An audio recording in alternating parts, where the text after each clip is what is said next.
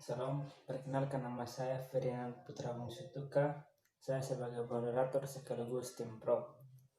Kali ini saya akan memilih topik pengaruh hak asasi manusia terhadap anak Indonesia yang masih di bawah umur sebagai materi debat kita hari ini. Oleh karena itu, diharapkan dapat mengikuti alur aturan-aturan yang sudah tertera serta diharapkan untuk konsentrasi pada saat penyampaian materi debat sehingga berargumen sesuai dengan topik.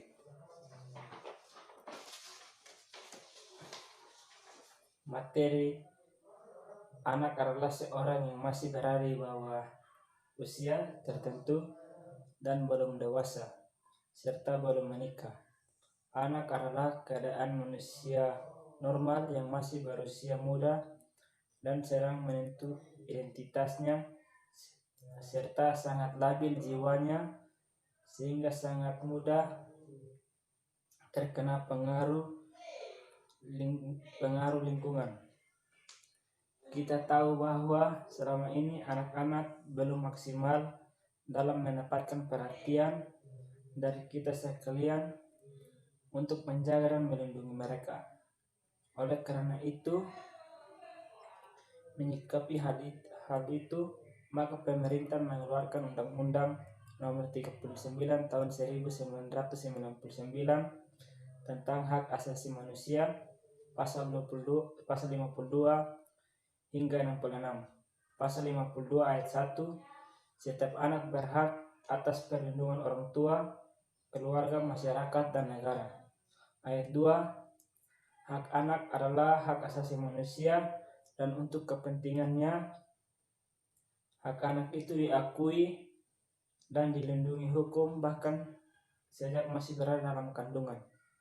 Pasal 58 ayat 1, setiap anak berhak mendapatkan perlindungan dari segala bentuk kekerasan fisik atau mental, penelantaraan, perlakuan buruk, dan pelecehan seksual selama dalam pengasuhan orang tua walinya atau pihak lain maupun yang bertanggung jawab atas pengasuh anak tersebut. Ayat 2, dalam orang tua, wali atau pengasuh anak melakukan segala bentuk penganiayaan fisik atau mental, penelantaraan, perlakuan buruk, dan pelecehan seksual atau pemerkosaan dan atau pembunuhan terhadap anak yang seharusnya dilindungi, maka harus dikenakan pemberatan hukum serta pasal-pasal lainnya yang menjadi segala senjata untuk melindungi hak asasi manusia saat ini.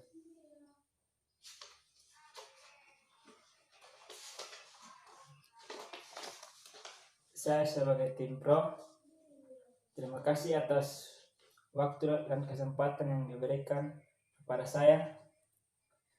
Saya sependapat dengan kebijakan pemerintah tersebut, sebab dengan hal ini maka tingkat kekerasan terhadap anak akan dibasmi perlahan serta tercapai sila kelima Pancasila yaitu keadilan sosial bagi seluruh rakyat Indonesia. Dengan kebijakan tersebut,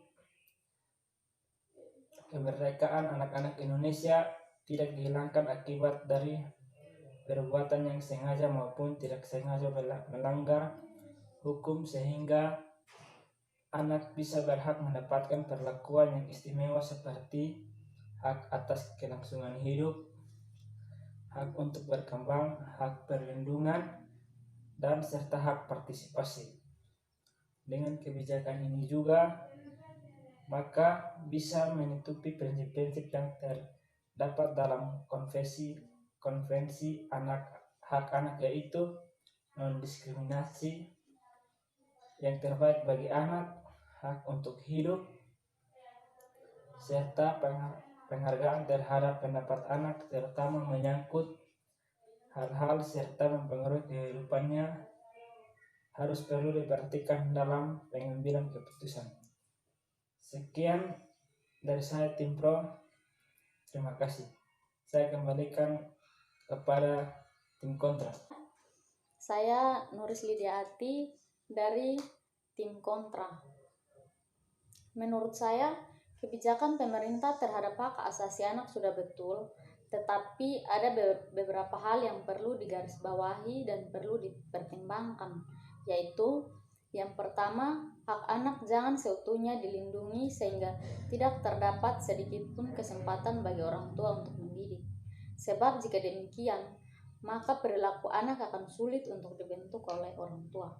Contohnya, jika seorang anak berusia 10 tahun mencuri, merokok, mengkonsumsi minuman beralkohol, sehingga orang tua sudah berusaha berulang kali untuk menasihati, tetapi masih tetap saja melakukan hal yang demikian, maka kebijakan apalagi yang harus diambil orang tua untuk mengatasi hal tersebut? Kemudian, apakah jika orang tua tetap berpatokan pada undang-undang, maka apakah ke depan hal tersebut tidak akan berpengaruh terhadap kehidupan anak di usia dewasa? Yang kedua, dengan perlindungan HAM terhadap anak, maka saat ini norma-norma yang terdapat dalam negara ini sudah dipedulikan oleh anak. Contohnya, dalam norma kesopanan. Di masa Orde Lama sebelum terdapat Undang-Undang Hak Asasi Manusia, setiap kali kita bertemu anak sekolah, pasti mereka selalu sopan dan mengucapkan selamat. Namun saat ini hal itu sudah tidak lagi dilakukan. Kemudian di masa lalu, ketika guru mengajar di kelas, lalu anak-anak selalu diam dan menghargai gurunya. Tetapi dengan adanya HAM saat ini, anak-anak tidak lagi menghargai guru, bahkan mencemooh guru, melawan, ribut saat penyampaian materi, hingga menganiaya guru. Padahal guru adalah sosok yang sangat berpengaruh dan pembentukan diri anak baik fisik maupun psikis. Oleh karena itu, maka saat ini guru kesulitan untuk menyampaikan materi maupun membentuk karakter mereka. Dengan demikian, maka hal ini akan mempengaruhi tingkat efektif, kognitif, dan psikomotorik anak di dunia pendidikan.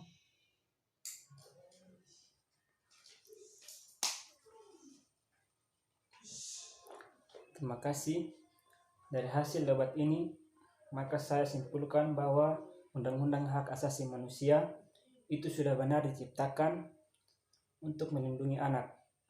Tetapi terlepas dari itu juga, terdapat beberapa hal yang perlu dipertimbangkan agar bisa diperbaiki pada saat amandemen Undang-Undang yang kelima di masa mendatang demi nasib baik dan masa depan anak-anak Indonesia di masa mendatang. Sekian dan terima kasih.